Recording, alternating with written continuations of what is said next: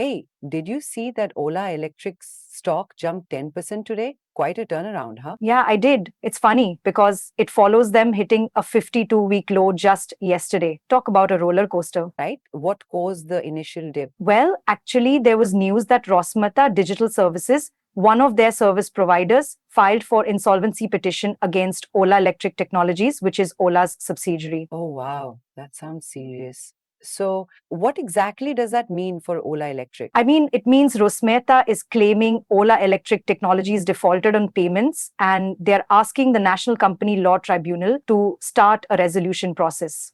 So, like they're claiming Ola's subsidiary can't pay its bills? Exactly. And Ola is disputing the claims, saying they'll fight it. They've sought legal advice, and they're saying they are going to object to the allegations. Makes sense they'd fight it.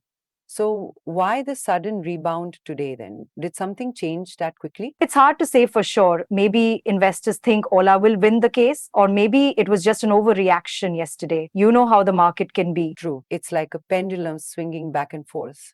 How much did their market value change, all told? The company's market valuation rose by 2,421.5 crore rupees to rupees 23,112.75 crore rupees from rupees 20,691, 2,691 crore rupees a day earlier. So it was a significant jump, obviously. That is a big jump, but it's still a bit of a precarious situation, right? Like, what are the risks for investors right now? Well, the insolvency petition are definitely a risk. If Rosmerta wins, it could tie up Ola Electric's resources and damage their reputation, right? Right. Reputation is everything. So it's not all sunshine and roses, even with the stock jump. No, not at all. Plus, there were those reports about Ola Electric cutting jobs, like 1,000 of them, as part of a restructuring thing to reduce losses. Yeah, I heard about the layoffs. That doesn't exactly inspire confidence, does it? No, it doesn't. It's like trying to lighten a ship by throwing cargo overboard. It might help in the short term, but it's a sign there are deeper issues.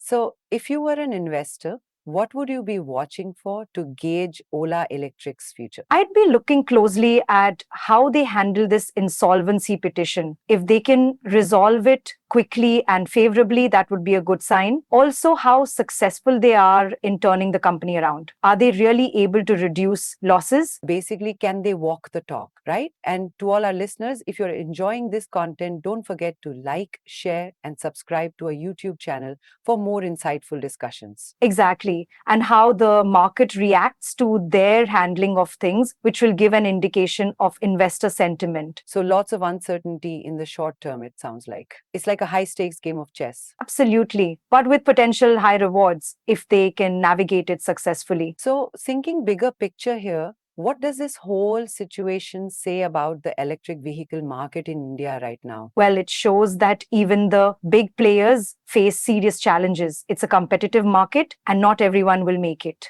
It's like the Wild West, but with batteries. True. It's a reminder that growth isn't always a straight line, especially in a new industry. Definitely. And it underscores the importance of strong financial management and, transparency for these companies. Transparency is key. Nobody likes surprises, especially investors. Right. And it's a lesson for other startups too. Don't overextend yourself and always have a plan B. That's some solid advice. So, what's your overall take on Ola Electric right now? Are you optimistic, pessimistic, or somewhere in the middle? I'm cautiously optimistic. They've got a strong brand and a decent product, but they need to clean up their act and prove they can be profitable, like a talented athlete who needs to get in shape. Okay, so they've got potential, but they need to work on their execution. Exactly. And investors need to do their homework before jumping in. Always a good reminder.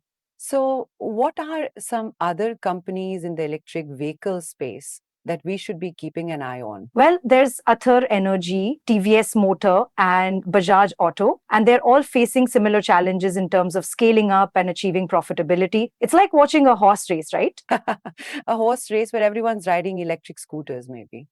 So, what's the biggest takeaway from all this for our listeners? I think it's that the electric vehicle market is still young and volatile. There will be winners and losers, and it's important to stay informed and be prepared for surprises. Agreed. And maybe don't put all your eggs in one electric basket. Precisely. Diversification is key. It's like having a well rounded meal, not just dessert. So, what should we watch out for regarding Ola Electric in the next few weeks? Keep an eye on any updates regarding the insolvency petition and also look for any announcements about their restructuring plans. Got it. So, watch the legal battles and the job market. Anything else? Also, their sales figures. Are they actually selling more vehicles or are they just cutting costs? That's a vital metric. Good point. Okay, so lots to keep an eye on. It's going to be an interesting ride, that's for sure. It definitely is. And it's a good reminder that the stock market is never boring. Never a dull moment, right? Well, thanks for breaking it down for us. Anytime. It's always fun to unpack these market stories. So, next time, maybe we can look at Tesla's entry into India and its impact on local EV makers. Sounds like a plan. I'm already looking forward to it.